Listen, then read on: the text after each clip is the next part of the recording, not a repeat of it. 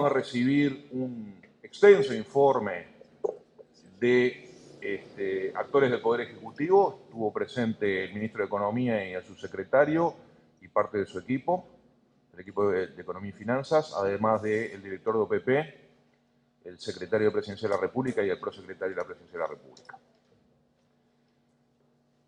Básicamente el informe lo hace el ministro de Economía con aportes del equipo y también de la Oficina de Planeamiento y Presupuesto.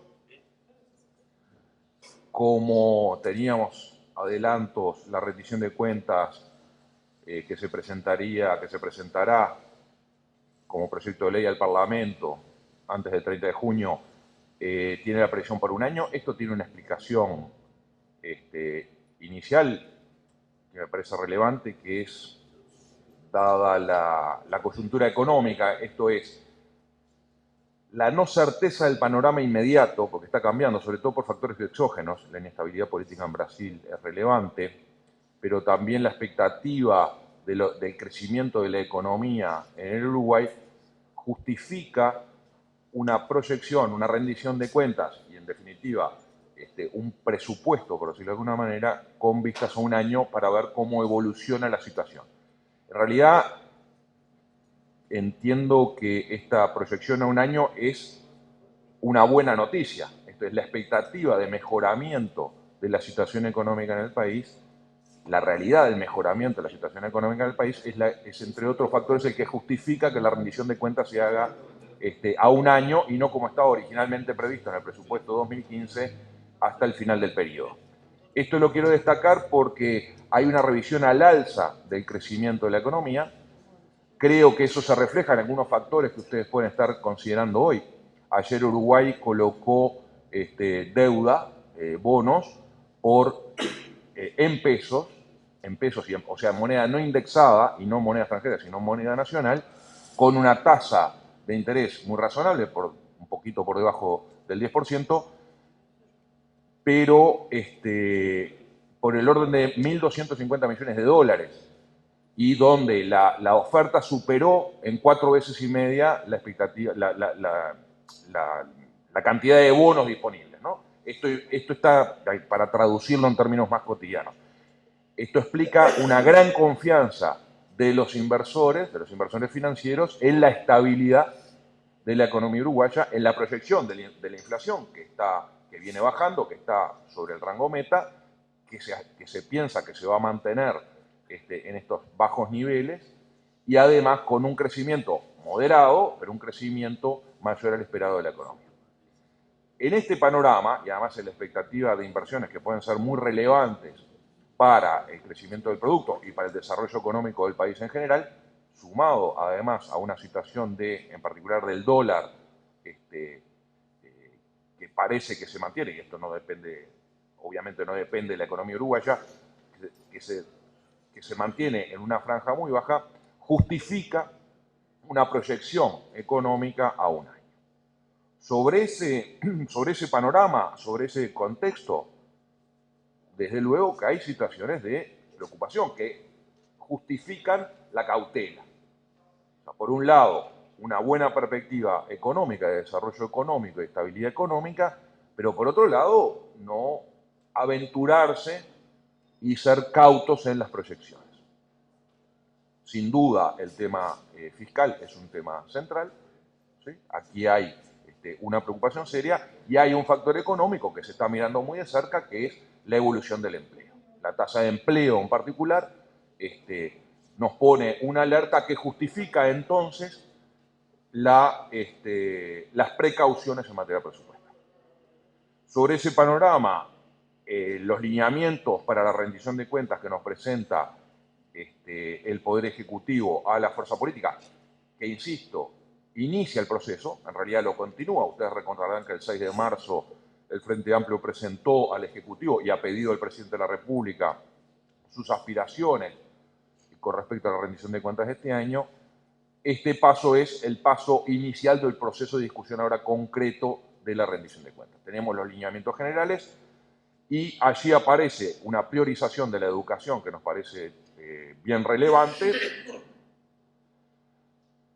En este momento la inversión en educación está cerca, 4,9, o sea, pegadito al 5% del Producto Bruto Interno, se ratifica la voluntad de seguir evolucionando hacia la meta que establece el programa del Frente Amplio, que es alcanzar el 6% del Producto Bruto Interno en materia de educación al final del periodo. Esto implica, por un lado, un incremento de los aportes de gastos nuevos en esta rendición de cuentas del orden de los 62 millones de dólares para la educación. Y aquí hay que recordar que además, no solo para la educación, sino que en otros rubros, el año pasado, en la rendición de cuentas del año pasado, hubo una postergación de gastos hacia 2017. ¿Sí? En materia de educación, a los 62 millones que ahora se incrementarían a la educación, vienen los 25 millones de dólares ya comprometidos en la rendición de cuentas que fueron aplazados en el periodo anterior. Por lo cual implica una inversión significativa en materia de educación. E insisto en tener en cuenta lo que significa el arrastre de lo ya comprometido en el año pasado. En definitiva, según los números que hoy nos presenta el Ejecutivo, y cuyos detalles evidentemente corresponde que los dé el Ministro de Economía o el equipo económico de gobierno, estamos hablando de un incremento del gasto del orden de 112 millones de dólares que exigen, para no comprometer las cuentas fiscales, desde luego la generación de ingresos genuinos.